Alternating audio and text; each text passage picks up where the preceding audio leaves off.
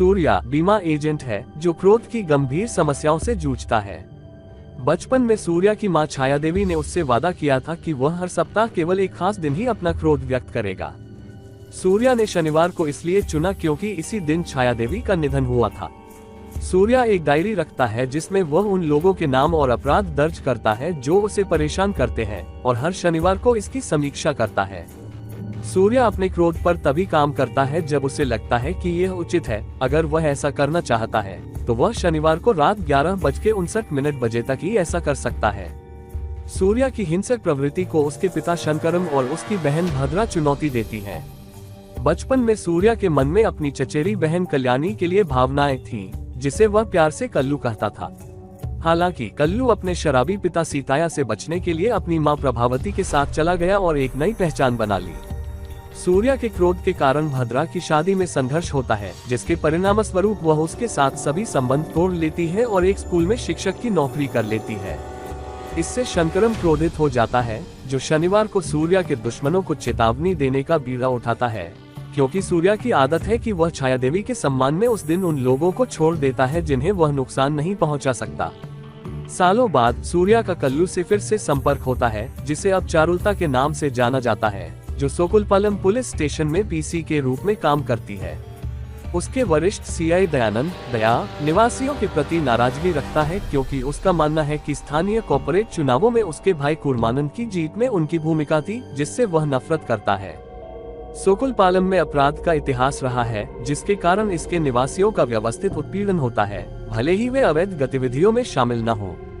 जब भी कूर्मानंद दया पर अपनी संपत्ति के बारे में दबाव डालता है जो मुकदमे में है और उसे बेचने के लिए उसके हस्ताक्षर की आवश्यकता है, दया सोकुलपालम से लोगों को बेतरतीब ढंग से गिरफ्तार करके आरोप गढ़कर और अपनी हताशा को दूर करने के लिए पुलिस की बर्बरता करके जवाबी कार्रवाई करता है। चारुलता समुदाय का विश्वास जीतने के लिए छोटे छोटे तरीकों से मदद करती है।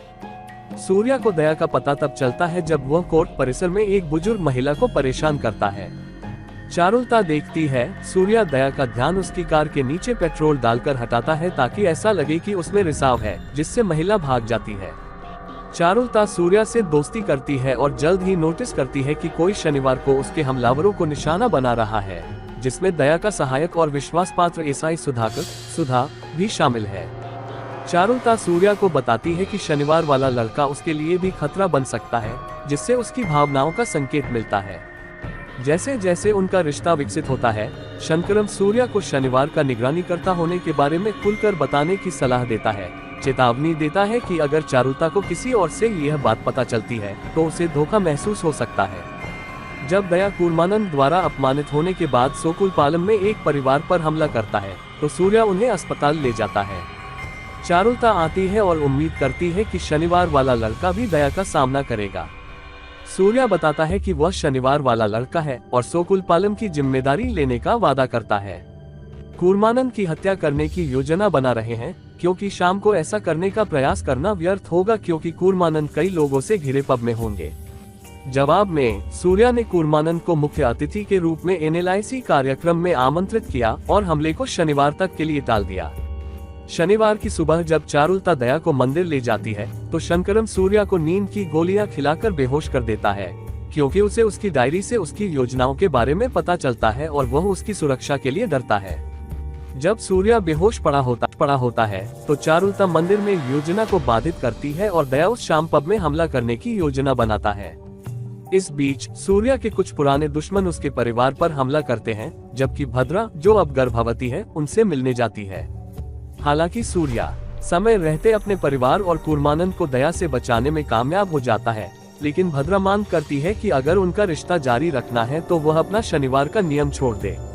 सूर्या सहमत हो जाता है और भद्रा के ससुराल वालों के साथ अपने मुद्दों को सुलझा लेता है। हमले में गंभीर रूप से घायल दया शनिवार के निगरानीकर्ता की तलाश जारी रखता है। दया अब कूर्मानंद की कृपा में है और उसे गलत धारणा है कि दया उसकी रक्षा करने के लिए पब में था। वह शनिवार वाले लड़के की भी तलाश कर रहा है, जिसे वह हत्यारा मानता है। दया सूर्या से दोस्ती करता है और समुदाय से संभावित संदिग्धों को लगातार पेश करता है। सूर्या के इनकार के बावजूद दया और कूर्मानंद ने अपनी आक्रामकता बढ़ा दी। सोकुलापिम ने सभी पर हमला किया और उन्हें चेतावनी दी कि वे अगले 2 दिनों के भीतर पलायन करने वाले किसी भी श्रमिक को वापस ले आएं। निवासियों ने शनिवार वाले लड़के को दया से बचाने का फैसला किया, जिससे सूर्या का आत्मविश्वास बढ़ा कि वे अपने दम पर दया का सामना कर सकते हैं। अगले शनिवार की रात को दया और सुधा ने बिंदुओं को जोड़ा और महसूस किया कि मंदिर पर विफल हमले के पीछे चारुलता थी, क्योंकि वह इसके बारे में जानने वाली एकमात्र व्यक्ति थी। दया ने निष्कर्ष निकाला कि वह शनिवार के निगरानीकर्ता के साथ संबद्ध है और सूर्या को शनिवार के निगरानीकर्ता के रूप में पहचानती है। कूर्मानंद पब के सीसीटीवी फुटेज को पुनः प्राप्त करता है और पता चलता है कि दया उसे मारने का इरादा रखता था। इससे पहले कि कूर्मानंद कुछ कर पाता, दया उसे गोली मार देता है और सोकुलपालम के शनिवार वाले लड़के को फंसा देता है, जिससे कूर्मानंद के गुर्गे पड़ोस पर हमला कर देते हैं।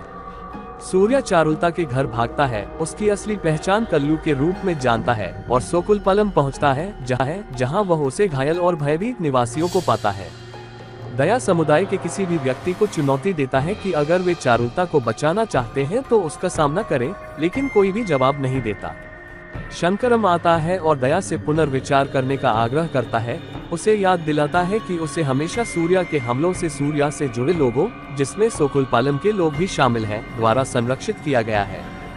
जब चारुलता शंकरम को पहचानती है तो उसे पता चलता है कि सूर्या कौन है और वह इस बात से हैरान हो जाती है कि हिंसा के बारे में उसका दृष्टिकोण कैसे बदल गया है।